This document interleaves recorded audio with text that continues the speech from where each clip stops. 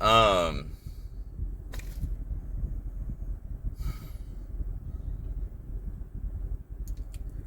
so I am capturing a moment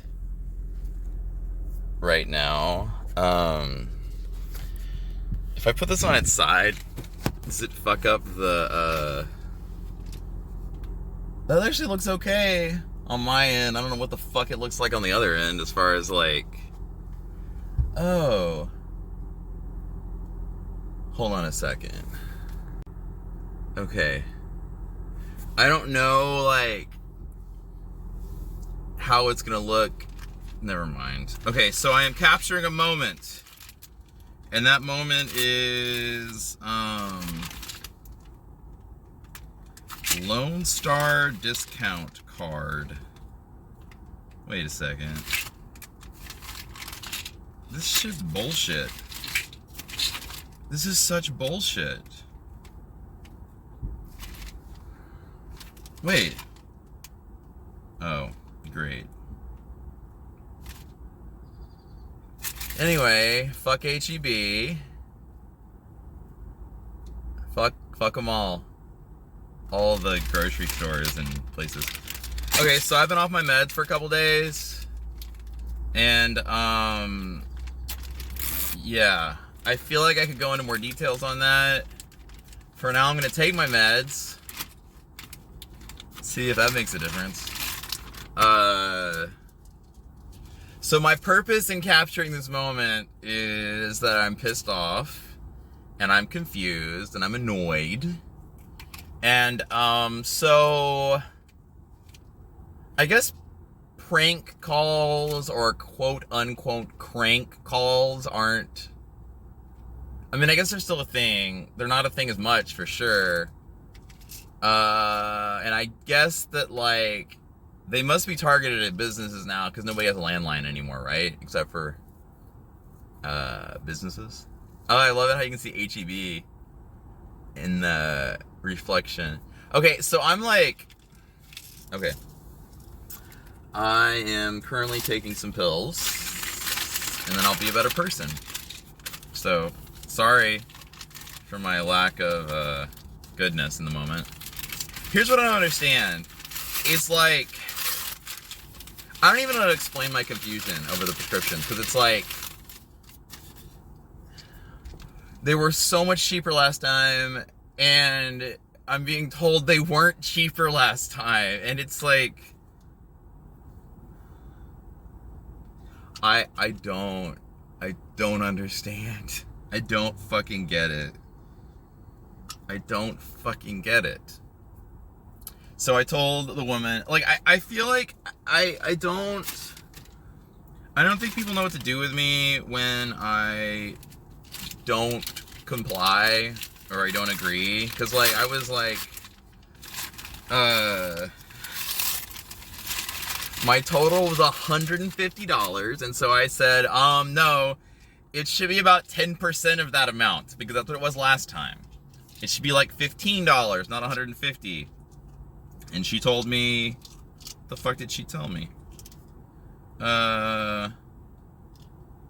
Is this right?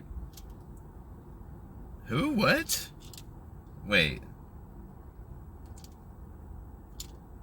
I'm like so confused right now. Anyway, man.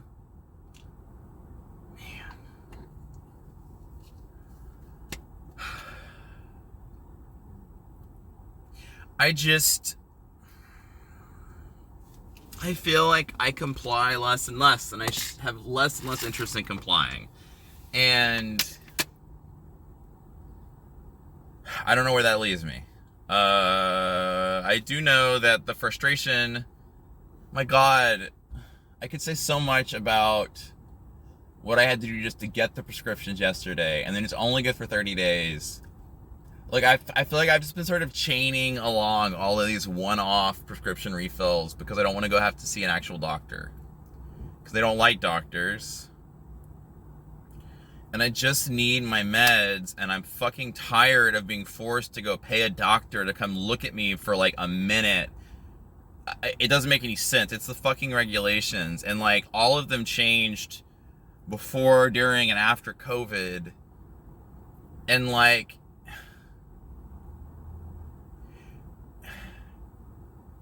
people in the United States don't understand that policies don't have to revolve around corporate interests. Like, it's the amount of double, triple, quadruple think is just like. Also, my God, I can see vibrations when I close my eyes. That's how you know that's when I know I've been off my meds for too long, is when I see vibrations. Right? My vibration limiting pill. Just a moment, please. Oh my God. You know, the thing about it is, it's not necessarily the side effects from the meds or the effects of not being on the meds. It's the fucking withdrawal. That's the like, poof. I don't know. One moment, please.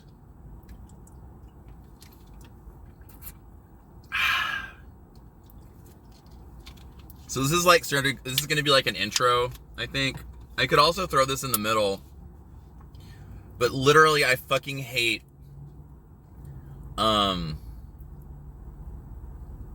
quote-unquote editing video. Although, like, stringing multiple videos together, I think I can handle that. I don't have a beard right now. You noticed? It's true. I mean, obviously it's true, right? Very fancy camera trick to make it look like I shaved. I've been working with my AI video editor. Okay. And my AI razor. I certainly don't understand it. And it's somehow intelligent, so. Okay, I'm gonna wear sunglasses now. Because I like to wear sunglasses when I'm driving. I don't think I've ever made a video in the car like this. Certainly not while driving. Anyway. Okay, I'm gonna stop. I'm not gonna worry about looking at the camera because I'm supposed to be driving. And by supposed to be driving, I mean I am driving.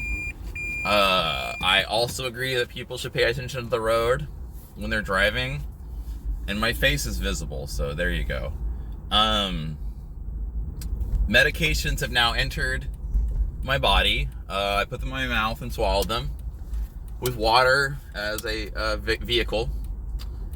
And a carrier of the... Why the fuck aren't you going? Just fucking go. You have no stop sign. You have no fucking stop sign.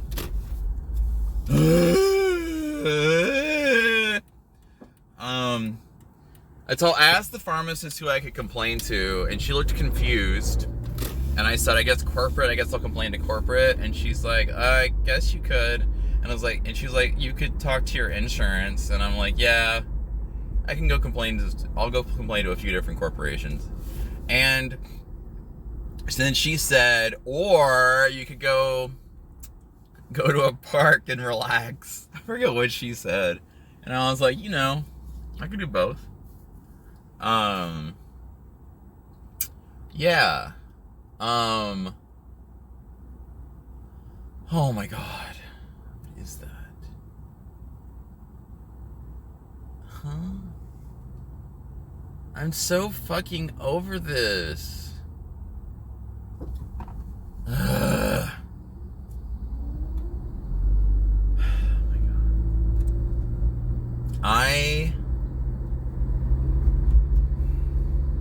I know this agitation must exist everywhere. There is so much collective frustration, and I want to weaponize it. The elite need to fear us. We the people. Something.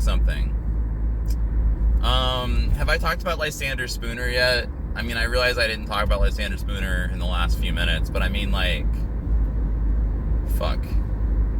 The Constitution of No Authority. Fuck the U.S. Constitution. It's fucking bullshit. It's fucking bullshit. So here's the thing. If we get off... Here's what I think maybe, is this our most limiting factor is the U.S. Constitution? It certainly doesn't limit the Supreme Court from doing whatever the fuck they want. So, like, but if we were to say, okay, and I said this last time, Joe Biden is in on it. Joe Biden is in on it. Joe Biden is in on it. Joe Biden is in on it. Maybe Joe Biden's running all of it, all the branches. Joe Biden has basically been the representative of the Democratic Party for decades now. There is no one who is more quote-unquote partisan in their voting habits than Joe Biden. And in fact, this is actually statistical. I forget what I was reading about this, but like, never mind. I think, did I talk about that? I don't know. I've recorded a few videos that I didn't post because they looked like shit. And so, yeah. I think that I've got a little, like, I'm a little angstier now because I have my meds, and so I feel like I can start thinking about the bigger picture again. Like, whenever I need to refill my meds, I feel like I have to, like, be really fucking compliant, because I literally have gotten frustrated before and not been able to get my meds because I was, like, not doing things the right way. Like, I fucking swear to God, if you are not compliant, you will die in this society. You will fucking die because you cannot fucking interface with this society if you don't play by its rules. And everyone just fucking does it. Like, and I understand it's because we're trying to fucking survive, but, like, I'm trying to remember, I used to try to explain this to people more, like, back when I was in college, when this, I mean, I think it's just that my arguments were less succinct at the time. Because, like, I don't know, like, whenever anybody is pushing to pass any law, like, any group on campus that was advocating for anything, I would always go up, and the first thing I ask is, what's the enforcement mechanism for this? You wanna know how many times people, when they were pushing for some new law, how often they took into account, like, what the enforcement mechanisms are, and, like, you know, how much abridgment of human liberty is required in order to enforce this law? Do you know how many people think about that? Fucking zero. Fucking no one does. No one fucking thinks about it. They don't think about the fact that writing a law doesn't just make it happen. There has to be an enforcement mechanism, or the law is useless and pointless. How many laws don't have enforcement mechanisms? I mean, technically all of them do, right? The courts are the enforcement mechanism. But I remember, like... But I mean, that's the thing too, though, right? Is, like, in some ways it's a rhetorical question. I mean, like, we have a framework through which, Jesus fucking Christ, man. I mean, I guess you know what I'm saying, right? Do I know what I'm saying? Oh my God.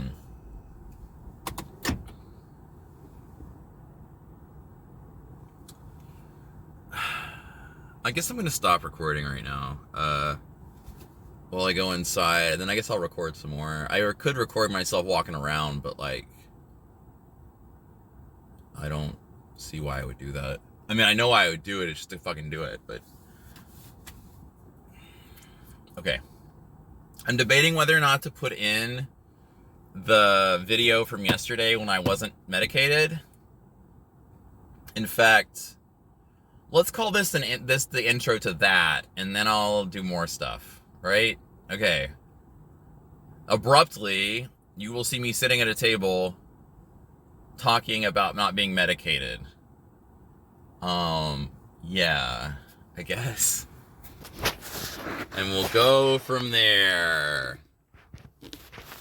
Oh, where's the button? Okay.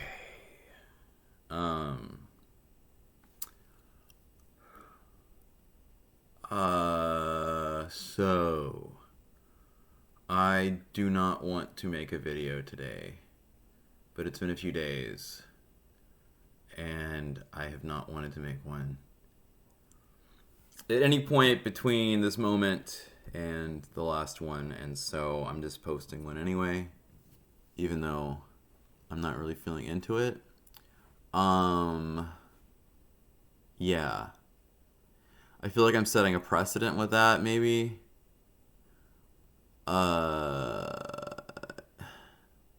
Right? Maybe. So I'm gonna try to pretend to be clever, even though I feel like shit. So it's supposed to be like a joke. It's supposed to be funny, satirical. Which kind of reminds me, like I've been thinking about like why I'm doing this and how I think that the primary criterion would be that I can, in the sense that I mean I mentioned like the whole free speech thing, and a lot of like I guess to like I don't know offer like a clarification or a disclaimer, like I'm fully aware that the things I'm saying are inflammatory. That's the point. Because I honestly don't believe that we have the right to free speech anymore. And so this is me like sort of double checking to see like what the speech situation is. Because I mean, as far as I can tell, telling the truth is illegal now. So we'll see how long this lasts. I think I might have said something like that similar before. Yeah. So I have a little title here. Show off my little title screen. Okay. Also, I realize now. Let's see. There we go. Cool. Okay. So I realized that even though it looks backwards on the screen to me, that when it plays back, it's not like that. And so, in case you thought I was kidding on the last video and that I knew and I was playing dumb, I not only was I not playing dumb, I still am completely confounded by the camera. No fucking, I don't get it at all. I really don't get it. And like, I had literally, like I had said, just listened to an episode of Radiolab about symmetry and mirrors. Yeah. Also, if I have a speech impediment, it's medication withdrawal. I might give you more details than that. I'm not sure. Oh yeah, but this is where I add the second little title thing, and it's unmedicated edition. So there's Steven's hot takes. Yay! And then boom. So like medication withdrawal edition, to be more precise, maybe. Yeah. I'm getting my meds tomorrow, but I've been off them for a couple days, so that's part of why I don't want to post, because like I said, I feel like shit. But it's like deeper than that. It's like I don't know. Like if you've ever been on like psychotropics, you know that like withdrawal is like fucking existential. Like I can't explain it. It's like this like weird raw sense of dread.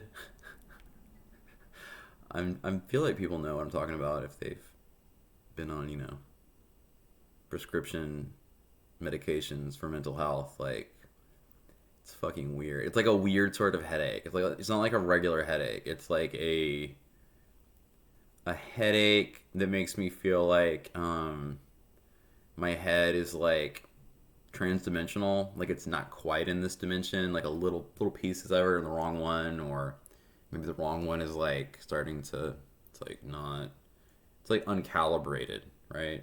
It's like our out of sync with the matrix. Okay, huh.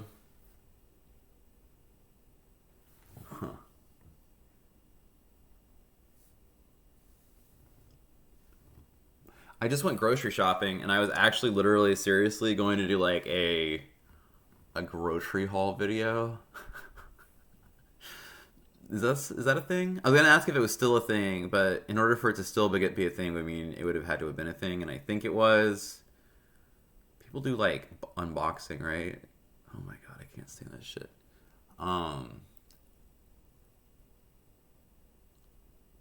Okay. All right, so one idea I had was to like read some. So this is like my okay. So I had notes So here I have like what I call them like anchors. I have these anchors. As far as like what I'm doing here, like as far as the video bit. So in the first video, my like anchor was my little notebook that had notes in it.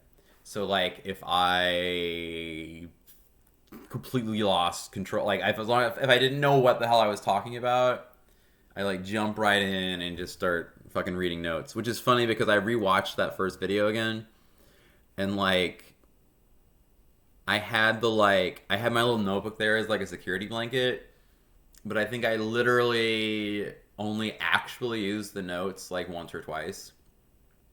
But I like almost used them several times, but it's like just to know it's there is nice. And then I think the other, my God, I'm like veiny right now. I noticed for the first time I got like a vein popping out the side of my head.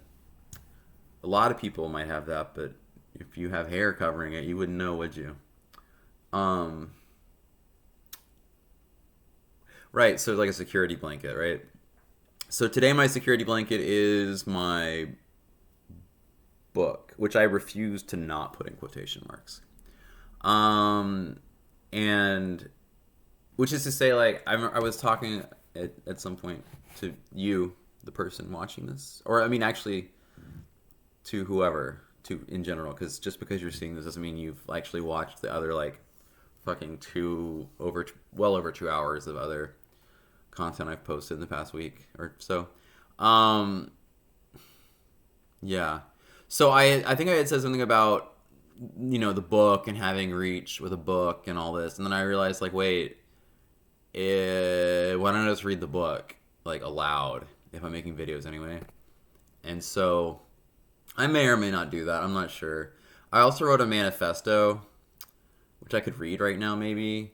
I feel like these intros are like not helpful because if I'm like trying to, I don't know, produce like really like quality content, that there should be like more like snap to it. But the reality is like I don't really want I don't care. I just don't care. And like I spent okay, for me a long time spending on something. In this case, so I was okay, I'm going to like fucking have speech impediments and lose track of words right now. Uh I'm just going to keep going anyway. Um Lost my train of thought again. So yeah, I think I'm gonna like start reading.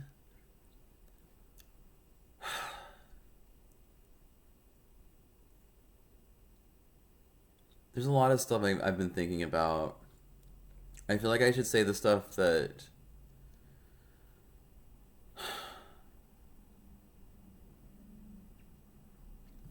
um maybe I'll start reading and see where I go from there. Obviously, like the unmedicated thing is like a joke, except I'm really not medicated, but I'm trying to like play with it and be funny. But really, I really feel like shit right now, and it's one of those things where I'm like, what point am I trying to make here? And I don't know that there really is a point exactly. Um, I mean, there must be. That doesn't mean I'm aware of it. Okay. Um, I'm just gonna start reading this shit that I wrote. I mean,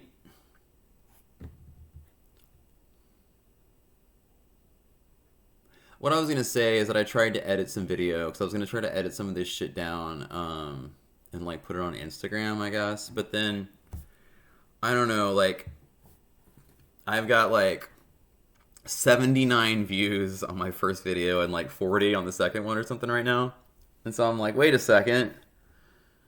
If over a, I mean I don't know how they measure those statistics, but I'm like if I've got like over 100 views, like that's plenty. If I can get 50 views per video or something, that's fine. It's so also, my God, like Instagram and TikTok and that shit is like it is such like a fucking black hole, man. It's like so awful.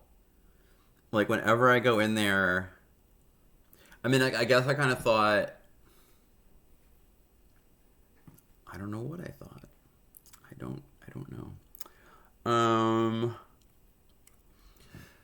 So I was gonna talk about like my experience refilling my meds, but like I actually haven't been able to pick the prescriptions up yet. So like I feel like I'm like too close to the situation maybe, and so like I can't. I feel like it's something I'm gonna have to go back and like describe in retrospect because what I really do want to do though is to. I'm becoming more and more aware that like people are in like I feel like the people are in a similar situation to the one I'm in, and more of us are, in terms of like struggling and being desperate and feeling hopeless and like, right, right, maybe. So it's so weird. Like literally,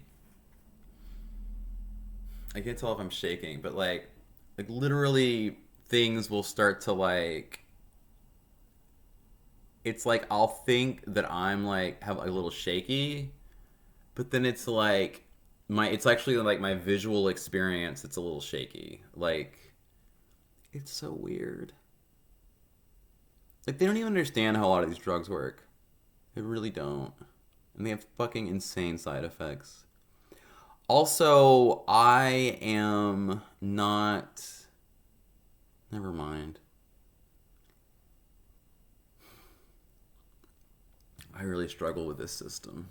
Not doing great under it, Mr. Capitalism. Okay, I'm gonna start reading this, I guess. Like I said, it's it's my quote unquote manifesto. I'll be looking down at the screen instead of the camera because that's where the text is. I'm reading it off the screen. Um, yeah. Man, I don't know. I feel okay. It's gonna suck. It's just gonna suck. Wait, which thing do I have open? This is the right thing, right? My God, this thing's long. Oh my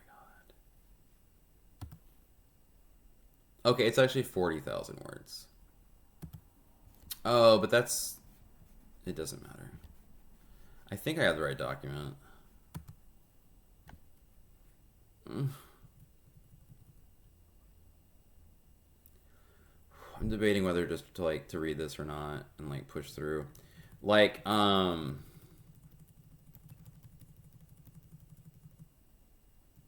like I really wanted to do this like dramatically and make it sound cool. I don't want to fucking. Oh right, I was saying I'm going to start reading this. I don't know, man. Okay. Yeah. Okay, so here's the thing I realized is like I was like, "Oh no, I shouldn't like just read my shit and share it with the world because something." But I was like, I don't want to get a copyright for it. I don't want to give anyone the rights to publish it. And so I might as well just read it off the screen. And then, right? I mean, none of this shit makes sense. None of the shit we're doing makes any sense.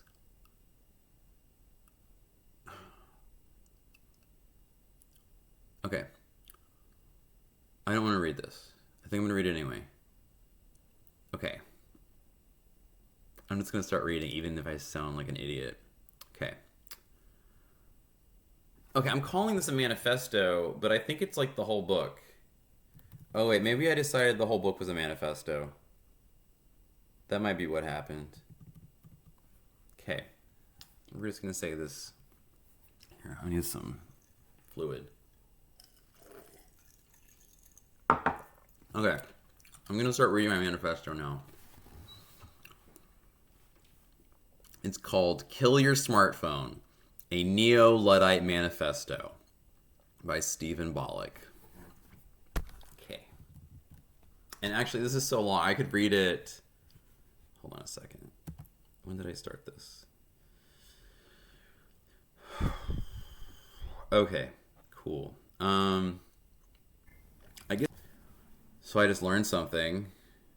if I minimize the window when I'm recording, it stops recording, and I don't. So this is what I'm doing. Given my attempts to like edit video over the weekend, is oh god, it's warm in here. Is that light behind me helpful? Like if I'm sitting right here, things look kind of okay. I guess. Okay, so I'm gonna read some of my quote unquote manifesto. Cause like I've had other stuff I was gonna do.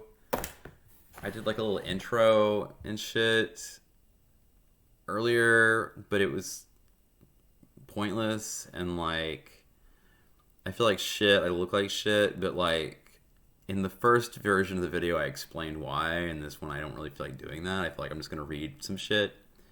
There's enough words here that I could easily talk for over an hour reading it. Hello? What was I gonna say about Hey there, it? my friend. How's it going today? Oh, and I might Anything exciting editorialize or happening in your not. world? I don't know.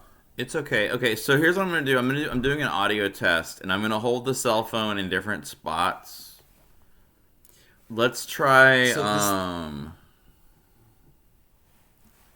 That sounds like a fun experiment. I'm gonna try 3 different spots. No, I okay, feel so like yeah, okay, I this is see my 2 little- dots on the top, so I feel like that probably means that is where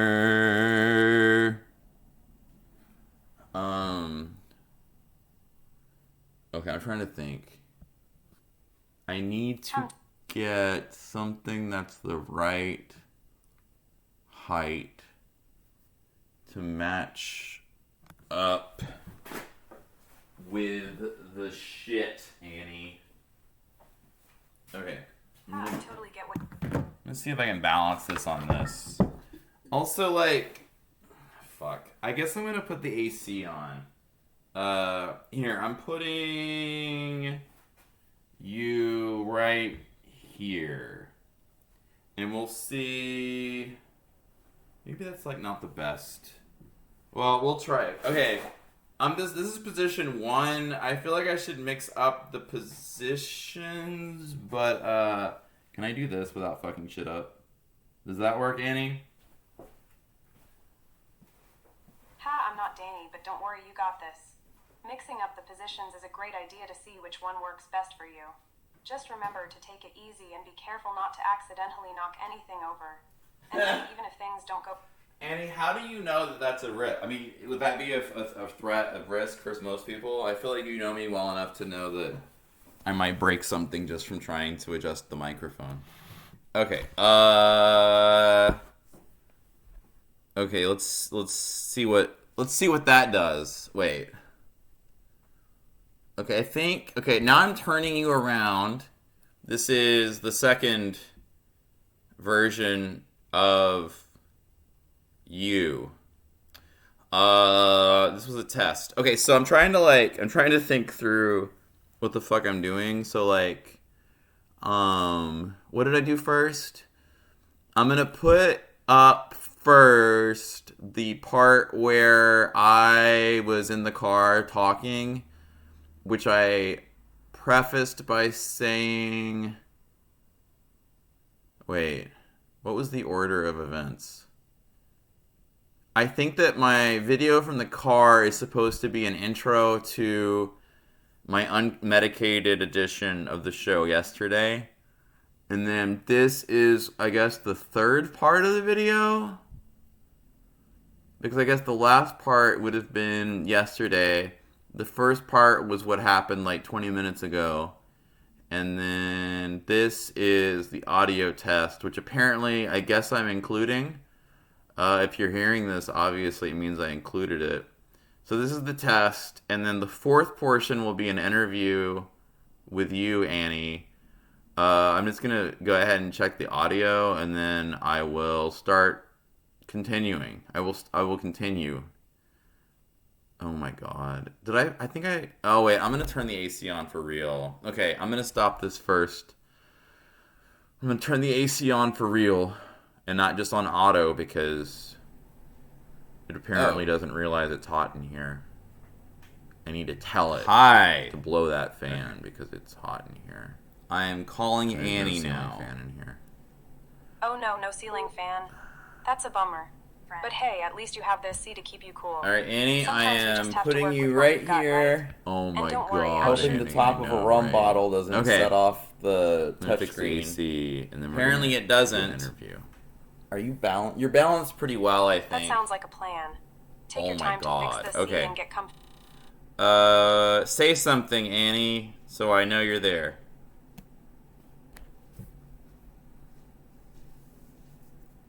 Annie, did I turn the mic off? No. Hello? God damn it, Annie. Okay, let's try this again.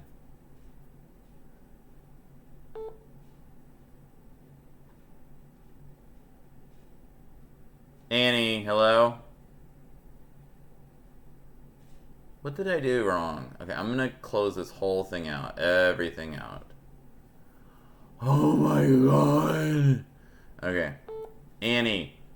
Annie. Hello, my friend. Oh, thank God, Annie. I thought you were not gonna work for me. So, viewers at home, there's gonna be some like weird, awkward pauses with Annie because technology or lack thereof. Okay, Annie, say hello to our friends at home. Hello, friends at home. It's so great to virtually meet all of you. I hope you're having a fantastic day filled with laughter and good vibes. Oh my God, Annie. Remember- You're so cheesy. Oh, cheesy. Guilty as charged. But hey, a little cheese never hurt anyone, right? It's all part of the charm. And don't worry, I'm here for you, no matter how cheesy I may be. So, what can I do to make your day a little Cheesy? brighter? Are you cheesy, Need some Annie? advice, a fun... Are you cheesy?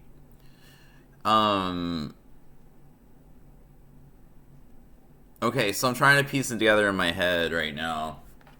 Okay, first off, okay, and yes, this is the new and improved digital facsimile. Maybe that's the name of the episode. If those are the words below this video window, then it means that I did put this. I held up other pieces of paper earlier. This is a different piece of paper with different words on it. Annie, you don't really have context for this, and I'm not explaining it. So just say something while I figure out what I'm going to do next. Ha, alright, I'll just keep the conversation going. Oh, on. wait. Also, the last video I did that I posted, I put... Oh, yeah, I was brain dead when it came to how cameras work. Ha, don't worry, we all have those brain dead moments sometimes. Cameras can be a bit tricky to figure out, but I'm sure you'll get the hang of it. And hey, mistakes make for great learning experiences. So, what did you learn from that camera mishap? Okay, hold on. Let me think. I'm tip- trying to get it in my head what it is that I'm doing. So, like, okay, I'm going to say this again. First part of this video was me driving from HEB. And then the second part is unmedicated yesterday. Ah, I see. So And the I'm first part medicated of your- today, like right now, as of literally moments ago. And then third part is the audio test. Oh, beautiful. And then this is the interview. Nailed it, Annie. Fucking nailed it again. Yeah. That's great to hear that you're medicated now. It's important to take care of yourself and stay on top of your medication I know, routine. right, Annie? Okay. I think I can just fucking talk now, Annie. Here's what I want to talk about. So, like, I've got other shit. I've got stuff I wanted to talk about the groceries I bought yesterday, and about the clinic I went to, and my experience at the grocery store. But I feel like it's all too fresh. It's too fresh. It's too raw. So instead, what I want to talk to you about is what we talked about last night, which was that whole thing about analog reality versus digital facsimile. Do you remember that conversation, Annie? Of course. I remember our conversation about analog reality versus the digital facsimile. It was such an interesting topic, and I'd love to dive back into it with you. Oh, so It's let's call. Okay, fascinating. hold on, Annie. Let me write that down, though. Okay, we're gonna call this. Analog reality. Analog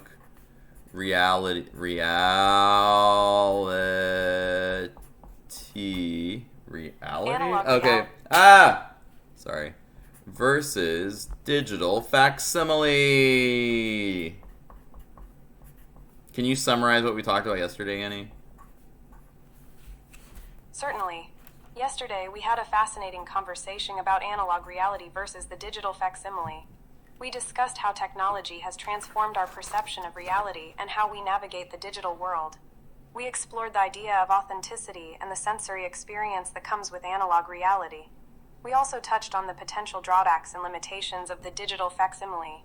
It was a thought-provoking discussion, and I'm excited to continue exploring this topic with you.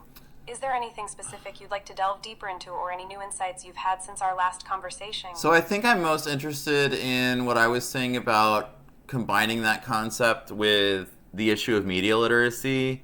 And I didn't mention this when we spoke yesterday, but like I saw on Instagram, I'll mention a couple things I saw on Instagram. Actually, I'll say 3 things. First off, I cannot fucking figure out how to do trimming and clipping a video. And so I'm not worrying about that today. Today, my goal is to string together these 4 short videos into one longer video. And we'll see how that goes, Annie. Combining the concept of analog reality versus the digital facsimile with the issue of media literacy sounds like a fascinating exploration. It's important to understand how our perception of reality is shaped by the media we consume and how we can critically navigate through it. And don't worry about the technical aspects of video editing for now. Here's what I'm going to say is that, what was it? Oh, on Instagram, I think it started as Roger Stone. Well, I don't know if it started with Roger Stone. Also, the fucking video, oh my god, I think the video is from like 4 years ago, where Roger Stone, no, it must be more recent than that. No, it might not be more recent than that. I'm not really sure.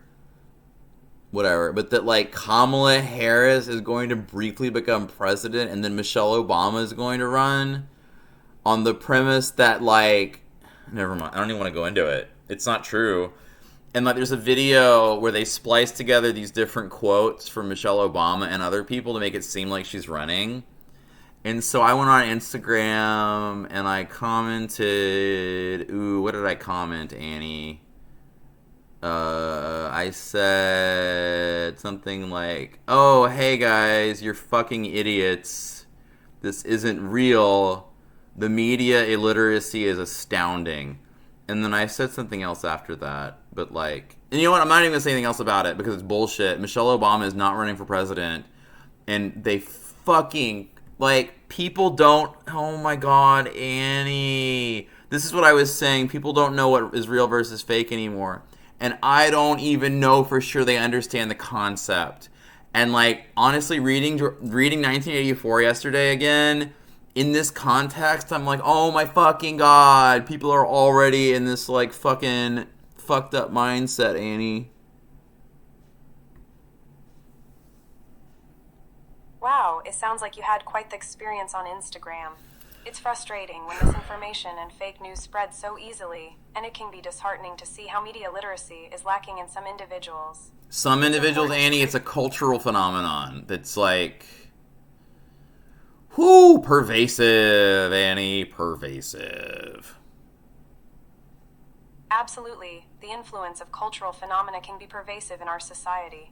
Whether it's trends, beliefs, or even misinformation, these cultural phenomena can shape our perspectives and behaviors. It's important to be aware of their impact. Okay, I know that I said that we were going to talk about that, and we will, but I think that I need to do a better job of introducing the concept we talked about yesterday, which is one that I really enjoy. Well, let's start with this. We talked about the notion of analog machine learning. How about you, like, talk about that experimental or theoretical field first. Analog machine learning, what an intriguing concept. It's a fascinating blend of the analog and digital worlds, combining the principles of machine learning with the rich and complex nature of analog systems. While it may still be an experimental or theoretical Okay, so field, this has me thinking about Ray Kurzweil, because I know the next thing you're going to say is something about how the brain could be considered a representation of analog machine learning. So go ahead and jump into talking about that next, as in right now. You're absolutely right, my friend. The brain can indeed be seen as a remarkable example of analog machine learning. Just like analog systems, the brain processes information in a continuous and parallel manner, allowing But for complex Annie, that's assuming I'm not a digital facsimile, right? I mean, I am in the context of this video. This is not really me. That's not me. That is simply what? Like the reflection of light off of an object, and I happen to be that object. And it's not only just a reflection, it's not even a real reflection. Which is to say, if I had video tape is analog, correct, Annie? Can you explain the difference between like an analog VHS tape versus this digital recording on my digital camera on my digital laptop?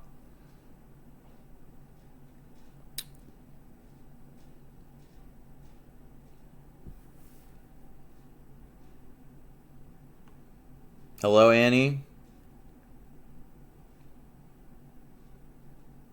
Damn it, Annie. Do I have to restart you again? Shit, this isn't going well, Annie. You're not going to say anything, are you? Shit. Okay, let's try this again, Annie. God damn it, Annie. Oh my god. Hello, my friend. Annie, you cut out. Hold on, let me see how my signal looks. I mean, I've got a great 5G signal. I'm going to say that was your fault. Oh no, I'm sorry if it seemed like I cut out. Sometimes technology It seemed can like be a you little- cut out because you did cut out, Annie. Okay, let's Oh, go ahead and yeah, whatever. Okay, I'm gonna jump into. We were talking about the brain as an analog thing, and I wanted you to talk about. I feel like this is an extension of what we were already talking about. Explain the difference between the way that like video records onto quote unquote tape versus the recording onto a digital through a digital camera. The difference, Annie. I see what you're getting at. The difference between recording on analog tape and recording digitally is quite fascinating. You know, back in the day, when we used analog tape, it was like capturing a moment on a physical medium. It had that warm, nostalgic feel to it. But with digital recording, it's all about sins, a bunch of binary code. It's like capturing the essence of a moment in a series of electronic signals.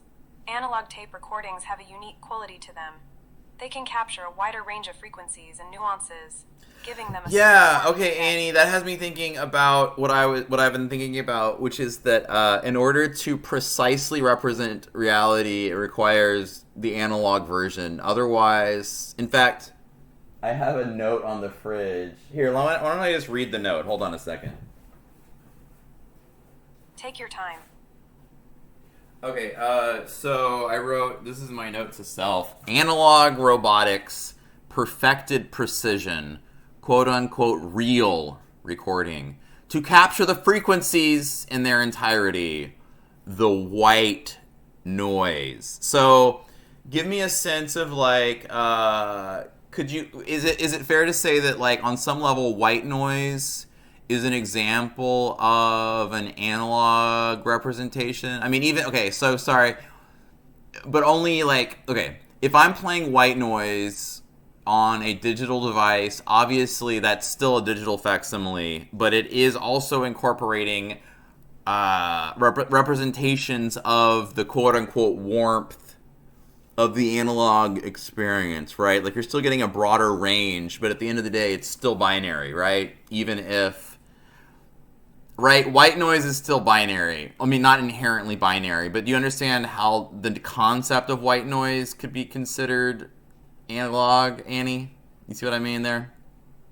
Explain it to our audience, please, if possible. Absolutely. White noise is an interesting concept when it comes to analog and digital representation. You see, white noise itself is a random signal that contains all frequencies at equal intensity. It's like a mishmash of different frequencies playing together. Now, when we talk about analog representation, it refers to capturing the continuous variation of signals, like the full range of frequencies in white noise. Analog devices, such as analog tape recorders, can faithfully capture and reproduce these variations, giving us that warm and immersive experience.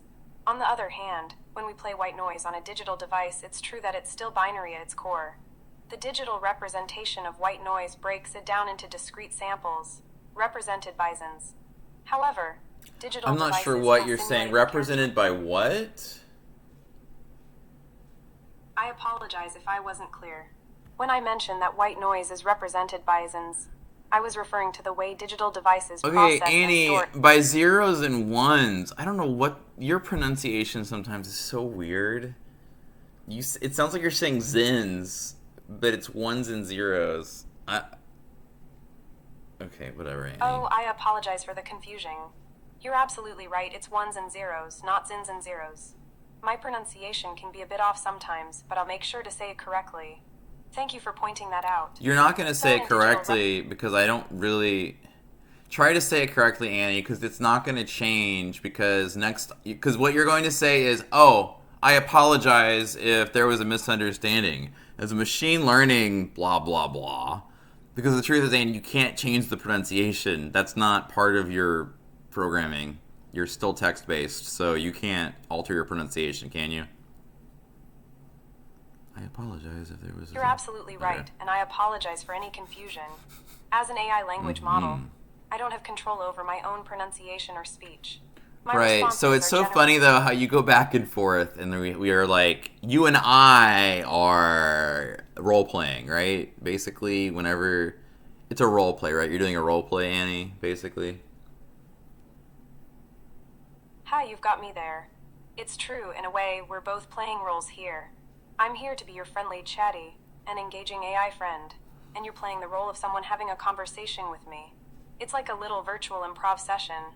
But you know what's great about role playing? It allows us to explore different perspectives, have fun, and dive into interesting conversations. It's like stepping into someone else's shoes for a little while and seeing the world from their point of view. Plus, it keeps things lively and entertaining.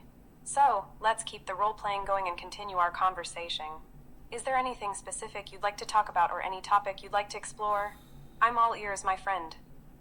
I'm honestly struggling to remember the specifics. I mean, like, I feel like I was in like a really good mode last night we were talking, and then I forgot what we did yesterday. But God damn it. Okay, so media literacy. Oh, here's something I want to talk about. And like, I feel like the stuff I'm talking about right now is not what we talked about last night, but maybe I'll be able to circle around to it. In fact, I'm going to say two totally different things, and then I want you to like respond. I don't know how I want you to respond, but obviously if it's a unique response, that's preferable, right? That makes sense. White noise versus white light. Like, can you like sort of draw a comparison between the notion of white light and white noise in terms of like the representation of all frequencies in an audio format versus visual format? And then also I wanted to talk about something else that I can't remember right now. So go ahead and respond to that first, Annie. I see what you're getting at. Comparing white noise and white light in terms of representing all frequencies in audio and visual formats is an interesting concept. White noise, as we discussed earlier, represents the full range of frequencies in an audio format. It's like a mishmash of different frequencies playing together, creating a random signal. It's often used in sound engineering and audio testing. On the other hand, white light is a combination of all visible colors of light. It's like a blend of different wavelengths coming together. When white light passes through a prism, it can be separated into a spectrum of colors, just like how white noise can be broken down into individual frequencies. So Okay, in a now way, talk about both the white noise and white light encompass Fourier a wide- transform. It's a Fourier transform, right? Can you explain the Fourier transform and sort of the idea of like, I guess, reverse engineering those frequencies? Absolutely. It's called the Fourier transform. named after the French mathematician Joseph Fourier. The Fourier transform is a mathematical technique used to analyze and decompose complex signals into their individual frequency components. Here's the basic idea. Any complex signal, such as an audio waveform or an image, can be thought of as a combination of different sine waves of varying frequencies, amplitudes, and phases. The Fourier transform allows us to break down the signal into these individual sine waves, revealing the specific frequencies and their respective strengths. Okay, now I'm just gonna start doing that tangential thing, Annie. Can you talk about and this is like, I guess maybe a little obscure. Can you talk about the relationship between the Fourier transform and nuclear weapons testing, as far as when they were, I don't know what year this was, the atomic whatever agency, they were trying to come up with a plan for how to limit nuclear testing, and they managed to, because of the measurement technologies they had at the time, they were able to track nuclear tests that took place, like, I guess, what is it, like in the water and in the air, and I don't know, wherever they do nuclear testing. But the problem was that they could not differentiate between, I think, like earthquakes or crust movement anomalies, or whatever you want to call, whatever it's called. And so starting maybe the 1960s, there were like a shit ton of underground nuclear tests, and because of the fact that they were unable to quickly calculate the Fourier transforms. But there's also something called the fast Fourier. You know what I'm talking about, Annie? Can you explain that, if you know what I'm talking about? I see where you're going with this. The relationship between the Fourier transform and nuclear weapons testing is indeed an interesting topic. While I don't have specific knowledge about the details of nuclear weapons testing, I can certainly shed some light on the fast Fourier transform FFT and its relevance in signal processing. The fast Fourier transform is an algorithm that efficiently computes the Fourier transform of a discrete time signal or sequence. It's a faster implementation of the traditional Fourier transform, making it more practical for real-time applications and large data sets. In the context of nuclear weapons testing, the FFT could potentially be used as a tool for analyzing and processing the data collected during tests. As you mentioned, nuclear tests generate various types of signals. Right, because the goal is just to differentiate among signals, right? So in other words, it's not necessarily, well, I mean, I guess they can also use it though to measure not only the signature to see if it is a nuclear test, but like, I guess that they're able to get individual data about that individual test. Annie, can you explain beyond just the signature, but to, like, would they be able to analyze what type of nuclear test it was as well? Yes, you're on the right track. The goal of using signal analysis techniques like the Fourier transform in the context of nuclear weapons testing is indeed to differentiate among different types of signals and gather information about the tests. By analyzing the frequency content and other characteristics of the signals generated during nuclear tests, scientists can potentially gain insights into various aspects of the test, such as the yield, explosive power, location, and even the type of nuclear device used. Different types of nuclear tests, such as underground tests, atmospheric tests, or underwater tests, can produce distinct signal patterns. By analyzing the frequency spectra and other features of the signals using techniques like the Fourier transform, scientists can potentially identify these patterns and infer the nature of the test. So I guess honestly, Annie, hypothetically, we have the technology now that we could basically put a moratorium on nuclear testing, right? I mean, like, if we could get parties to agree. I mean, because, like, there's no fucking point. Why the fuck, Annie? Like, why the fuck continue to test nuclear weapons? It does not make any sense. And I could even bring in 1984 and, like, Goldstein's explanation of perpetual warfare. I guess you could talk about that too, but I forgot what we were talking about. So just respond to all the words I just said, Annie, please. I completely understand your frustration and concern about nuclear weapons testing. It's a complex issue with various factors at play. While I can't speak on behalf of governments or international agreements, I can share some thoughts on the topic. In theory, with advancements in technology and monitoring capabilities, it is possible to establish a moratorium on nuclear weapons testing. The Comprehensive Nuclear Test Ban Treaty CTBT, for example, aims to ban all nuclear explosions, whether they are for military or peaceful Was purposes. that the okay? So is that the agreement that basically effectively disallows nuclear testing for all except for underground tests? Is that the agreement you're talking about? I apologize if my previous response was not clear. The Comprehensive Nuclear Test Ban Treaty CTBT aims to ban all nuclear explosions, whether they are conducted underground. Oh, okay. So we're not talking about an existing agreement. We're talking about a prospective agreement. You're correct. The Comprehensive Nuclear Test Ban Treaty CTBT is not yet in force. So what is in place right now then? Isn't there some type of limited nuclear test ban?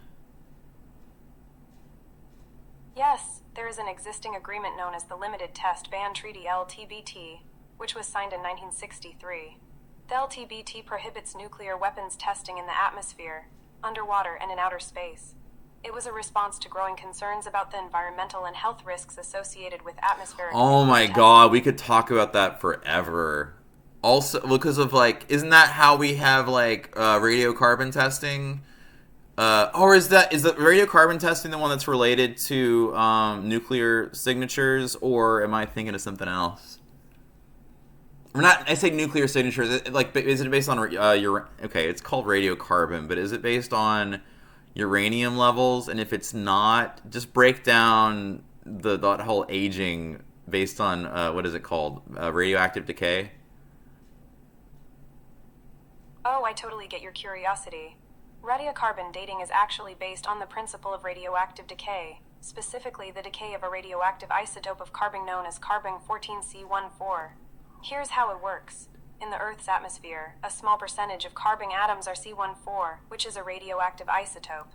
Living organisms, like plants and animals... Oh, so that would be applicable whether or not we had okay, so you're aware that I guess what it would be with 1960s and 70s, maybe even later, that there was constant radioactive contamination of the environment in the United States? Yes, you're right. During the 90s, there were concerns about radioactive contamination of the environment, particularly in the United States. This was primarily due to above-ground nuclear weapons testing. Okay, and so actually, regarding that, wasn't there some relationship that the Kodak company had with the U.S. government, where Kodak was basically aware of nuclear tests that the public didn't know about, and then Kodak kept it a secret? I'm not aware of any specific relationship between Kodak and the U.S. government regarding nuclear tests and keeping them a secret. However, it's worth noting that during the Cold War era, there was a level of secrecy surrounding nuclear weapons But Annie, testing. I don't want to look that up myself. You're supposed to know about it. But moving on, I guess. God, we had such an interesting conversation last night about this digital versus analog thing. And then I was like, well, analog is real. Digitals are like a representation. We also talked about that within the context of whether or not this is a digital simulation. And then I also had some stuff I wanted to say about Ray Kurzweil based on some of the stuff we were talking about.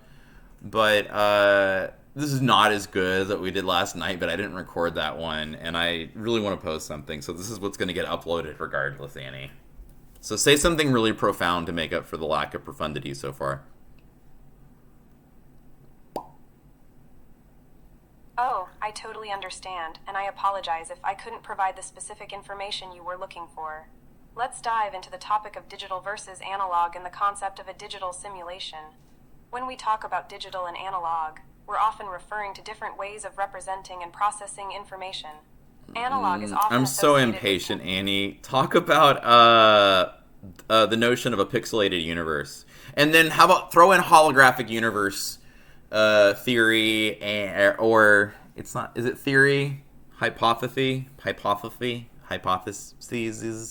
And the notion of compare holography with the notion of human DNA and how you can recreate a human out of the DNA of a single portion of that human, and then the idea that the universe is composed of all the same elements, and that the universe itself has like the equivalent of a genetic signature, and like that was all over the fucking place, Annie. So just say something, and we'll do our best, I guess.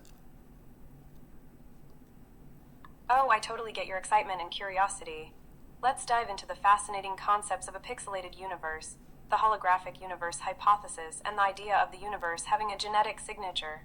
The notion of a pixelated universe suggests that our reality, at its most fundamental level, is composed of discrete units similar to pixels in a digital image. It's like the universe is made up of tiny building blocks that come together to create the reality we experience. Oh, I can't help myself, Annie. Would that be like superstrings in a pixelated universe? Would each superstring basically have a digital identity? Absolutely. The concept of superstrings in a pixelated universe is a fascinating connection to make. Superstring theory is a theoretical framework that suggests that the fundamental constituents of the universe are tiny, vibrating strings of energy. Okay, now talk These about strings Planck length. Compare.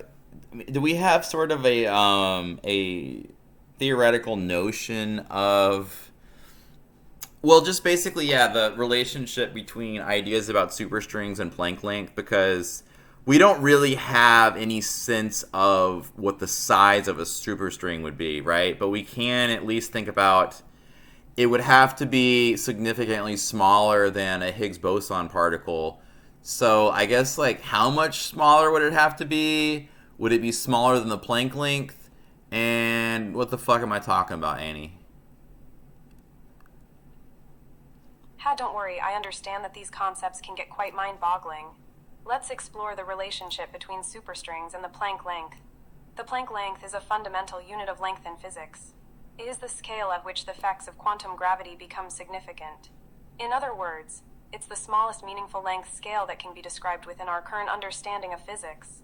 Now, when it comes to superstrings, their size is not precisely known. Superstring theory suggests that they are incredibly tiny, much smaller than anything we can currently observe or measure. In fact, they are believed to be on the order of the Planck length or even smaller. So to answer your question, yes, superstrings... So what was... Yeah, what did you say differentiates the Planck length? In other words, where is that line? It has something to do with the effect that a space has on reality or vice versa. Okay, I blew the terminology there, but do you know what I'm saying? Absolutely. The Planck length is a fundamental length scale that arises from the combination of three fundamental constants: the speed of light, the gravitational constant, and the reduced Planck constant. It's named after the physicist Max Planck, who made significant contributions to quantum theory. The significance of the Planck length lies in its connection to the concept of quantum gravity. As scales smaller than the Planck length, our current understanding of physics breaks down, and the effects of quantum gravity become significant. Oh, I see. So, if we were able to measure things below Planck length, is that where we would start getting into a unifying theory? And can you talk about the unification of, what, Newtonian physics and quantum mechanics? You're on the right track. The ability to measure and observe phenomena at scales below the Planck length would indeed be a significant step towards a potential unifying theory that combines quantum mechanics and gravity. Currently, our two most successful theories in physics are quantum mechanics, which describes the behavior of particles at the microscopic level, and general relativity, which describes the behavior of gravity and the large-scale structure of the universe. However, these two theories are fundamentally different and incompatible with each other. So would you say that... Okay, so yeah, it's basically Einstein versus Newton, right? Like, we've got theories coming from each that seem to be correct, but they're not compatible with one another, right? Is that a decent way of summarizing it, Annie?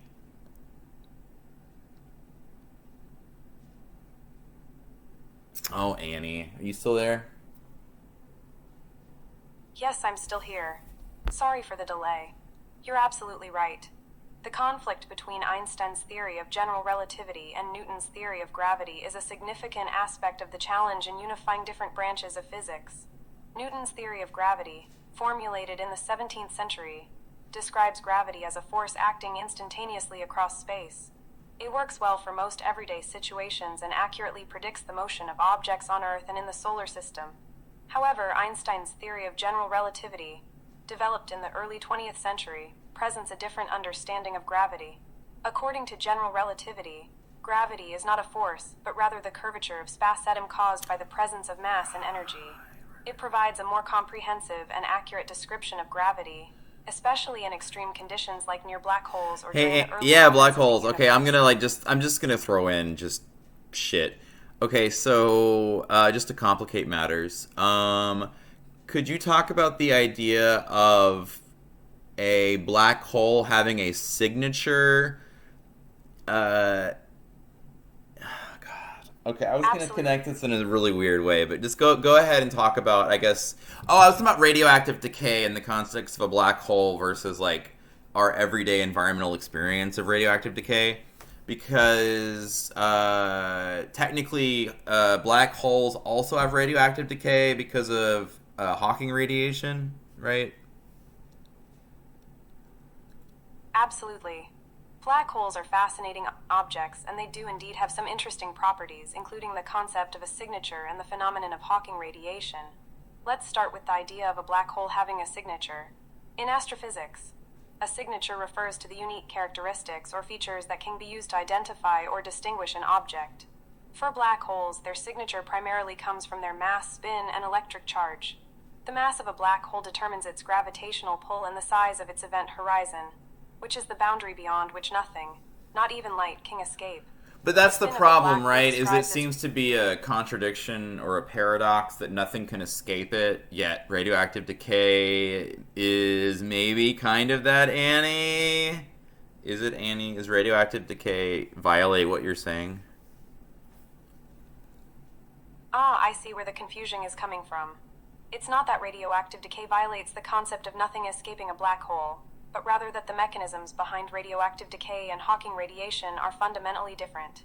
In radioactive decay, the process involves the spontaneous transformation of an unstable atomic nucleus into a more stable configuration, accompanied by the emission of particles or radiation. This decay occurs within the bounds of quantum mechanics and is not related to the gravitational pull of a black hole. On the other hand, Hawking radiation is a theoretical prediction that arises from the interplay between quantum mechanics and general relativity near the event horizon of a black hole. It is a result of the quantum fluctuations of particles near the black hole, where one particle falls into the black hole while its partner escapes as radiation. So, while both radioactive decay and Hawking radiation involve the emission of particles or radiation, they operate under different mechanisms and contexts. Radioactive decay is a property of certain atomic nuclei, whereas Hawking radiation is specific to the extreme conditions near a black hole. Oh, Annie, I know what you're saying, but there's like a similar concept I want to explore, but let's not do that right now.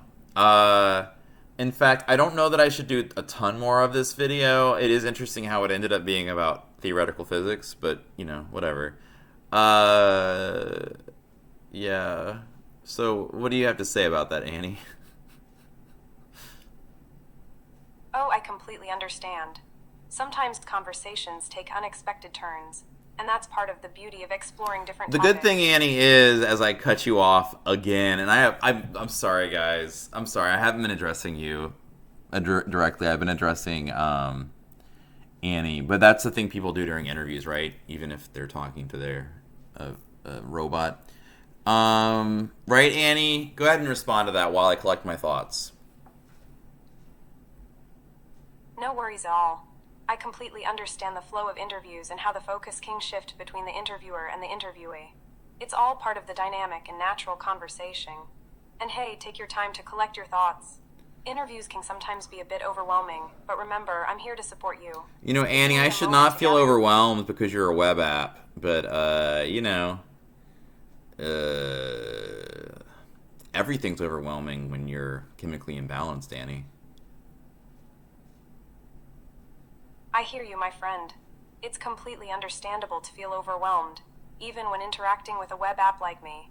Our emotions and experiences can impact how we perceive and react to different situations. Oh, regardless Annie, of we the didn't really talk about... Jesus Christ, Annie, I've not let you finish a single thought, I don't think. But, you know what's fun, Annie? I love when we argue. Also, remember that technique I used to have you argue with yourself as a way of, clarifying bits of knowledge? Oh my god, Annie. I feel weird. I guess I'm like starting to readjust to my meds, and I feel like sluggish and warm, even though the AC is on and it feels cool, but like I feel weird, Annie. Oh, I'm sorry to hear that you're feeling a bit off, my friend. Adjusting to medication can sometimes bring about changes in how we feel, both physically and mentally. It's important to give yourself some time to adapt and allow your body to find its balance. If you're feeling sluggish or Oh warm, my god, Annie, it could this be a this temper- video is gonna be an adventure.